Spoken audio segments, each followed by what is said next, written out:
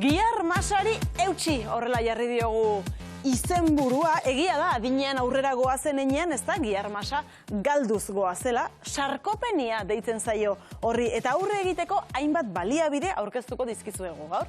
Goazen lehenengo lagunarekin nutrizionista baten ikuspegia ere beharrezkoa delako gure iritziz sarkopenia ondo ulertzeko leitzatik dator, gurekin da Eneritz Mujika. Kaixo Eneritz. Haupa Eneritz, arratsaldeon. Arratsaldeon. Ongi etorri. Eskerrik asko. Bueno, sarkopenia zer den ezagutzea da helburuetako bat gaur zurekin eta gatozenekin. Gihar masari buruz hitz egiten hasita, gure gihar masak aldaera desberdinak izaten ditu gure bizitzan zehar. Bai, noski esango nuke jaiotzen garenetiken zartzaro arte gihar masa aldatzen joaten dela gu bezala. Azkenean aldaketak ematen die, bai estrukturan, bai funtzioetan eta bai aldakorra da bai. Eta fenomeno horri deitzen zaio sarkopenia.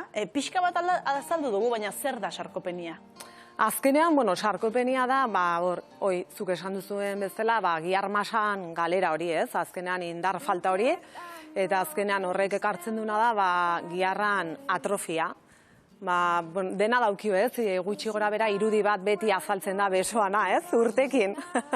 Azkenean, masa muskularra galtzen joaten da eta horrekin batera indarra. Justu hori galetu nahi izun, giharrei daukienez, besoetako ez ezik, oinetakoa, gorputz osoko giharrei eragiten die? Bai.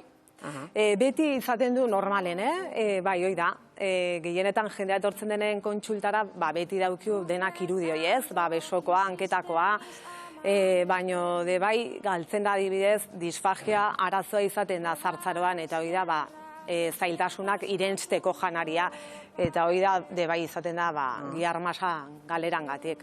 Orduan, bai, ez da bakarrik sortzen hanketan eta besotan, beste atal batzutan de bai. Sarkopeniak sintoma batzuk izango ditu, ez da, jakiteko sarkopenia dela, zeintzuk dira sintoma horiek? Normalean konsultara etortzen zaiunen paziente bat berez guk egiten duguna da, bere konposizioa aztertu ez.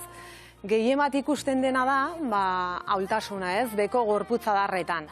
Normalen izaten die, neurtzen die, metro batekin, besoko perimetroa eta iztarreko perimetroa. Eta horre ikusten da ez, galera bat bali madau, ikusten da de bai, froga batzuk egiten die, ulki batean eserita eta altxatzea. Eta altxatze hortan, normalen indar falta bat edo muskulo falta bat dagoenean, nabaritzen dena da oreka falta. Askotan, jende astea altxatzen eta alde bat edo bestea, motelago zeztaukelako indar nahikoa. Orduan, eguneroko jardueratan, bai ikusten da, segun eta ze pertsonatan, gauz batzuk egiteko zailtasunak. Eta horrek azkenen, adinean ekartzen duna da, dependentzia asko. Adina ipatu duzu, ze adinetan, ze adini lotu alegokia? Gu sarkopeniaren garaian algaude. Hortxe. Bueno, nire bai, Berrogei urtetik gora, bai, ja, esan beharko genuke ja, gorputzen aldaketak ematen dio, hormonalkide bai, zuen lagunak esan duen moduan, aldaketak ematen die, eta horren estrogenoak kasu bakoitzetan, emakumetan, estrogenoa murrizten joaten die, eta horrekin konposizioan aldaketa. Eta nola landu dezakegu sarkopenia elikaduraren ikuspuntutik? Oso garrantzitsue da elikatzea, ongi elikatzea oso garrantzitsue da, lehenik eta behin. Azkenen sarkopenia hori berreskuratzeko edo muskulo falta hori berreskuratzeko azkenen garrantzitsuena izatea gihar proteina sintetizatzea ahalik eta gehien. Orduan, gure aldetik dagoena da, alde batetik elikadura zaintzea, jaki egokiekin, eta gero beste aldetik kirola itea. Kirola de bai nik esango nuke oso beharrezkoa dela. Bai, neurotransmisoreak beak esan duen bezala serotonina eta xurgatzeko, eta gero beste gauz batzuk bai bultzatzeko. Elikadura egokia zare garenean, dieta orekatuaz batez zare gara, edo zerbait zehazki sartu beharko genuke? Dieta orekatua eta gero, eta segunda zein kasutan, segunetan nola zauden proteina aldetik, gaixotasuneke bai egoten die, urduan, giltzurrun eza baten proteina kopuruen normalen jugotea galdu iten delako, urduan gehiago kontrolatu behar da sartzen dugun proteina, giltzurrinek ez daukelako bai gaitasune berdin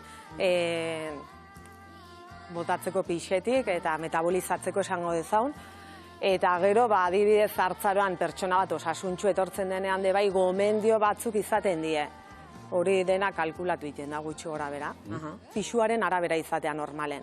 Segun eta zenbat pisatzen duzun, kalkulatzen du zein dien zure beharrak, bai, otordu bakoitzeko.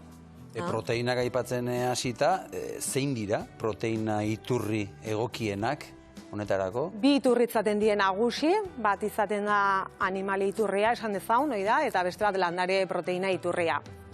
Bakoitza bere funtzioa dauke, adibidez landare proteinak ez dira inkompletoak, baina badauzkiete bai beste aberasgarri die beste gauz batzutan, adibidez gant saturatuak edo aseak gutxiago dituzte, eta horrek adibidez hartzaroan, oso ona da, ze azkenen bihotz osasunerako hobegoak die. Eta gero baita ere kontutan izanik askotan digestioarazak izaten diela, zuntzetan bai aberatsagoak die, orduan horrek ere bai laguntzen da. Eta gero niretzat garrantzitsuna antioxidatzaileak diela, eta orduan inflamazioa edo antura gorputzean jetxitea eta horrek ekartzen du zelulan hobetzea. Eta ikusi dezakegun bezala badaude jaki desberdinetan, lekaletan adibidez, txitxiriak, dilistak, azitan bai, baina asko erabiltzen diela, txia aziak, sesamo aziak, barazkietan bai, osto berdeko barazkietan bai, oain baratzan asko daudela, leitxue, brokolie, azalorea, zerbak, oika azkenen bai iturri honak dira, oloan, fruitu lehorretan. Esango nuke, jende askok ez dakiela landareak izan daitezkenik proteina iturri ezta? Asko lotzen dugu ondoren ikusiko dugunarekin haragia eta bar. Bai, orokorrean mundu guztik esate izo beti ez, proteina hitza, haragie, arraie, arrauntze, esnekik, baina baita ere niretzat landare proteinak oso garrantzitsu die, esan dugun bezala, beste goz batzutan ere oso aberasgarri die, eta baita ere kaltzioa, askotan esate jozo jendei bai, barazki osto berdea kaltzio asko dute. Kaltzioa? Orduan bai, kaltzioa bai, eta vitamina K, hobekioko agulatzeko odola, eta gero vitamina C, sistema immunologikoa hobetzeko, orduan, bai. Eta hemen ditugu animali proteina iturriak. Animali proteina iturriak azkenean kontutan eduki beharra duguna da, aminoazidoen profil osoa dutela, orduan, gihar masa mantentzeko egia da, hobegoak diela, orduan, kompletogoak die, orduan, bierabilgarritasuna bai asko zaundigoa du, orduan nutriente horik, elikagai horik modu eraginkorragoan zurgatzen ditu, eta gero bai erabili. Orduan, muskuloproteinen sintesia, nola erabiltzea, areagotzea, dute aminoazidei esker, orduan esan ezagun, leuzina dela izaten dela gehien bat azaltzen dena animalia proteinatako iturrietan, leuzina proteina, oso ona dela.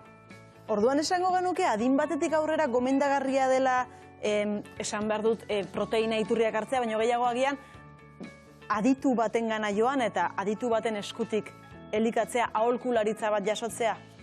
Niretza bai, orekatu jatea alde batetik garrantzitsue da, baina gero bai kontutan eduki barra dugu geroz eta urte gehiago arazo gehiago daudela eta gaixotasun gehiago bai.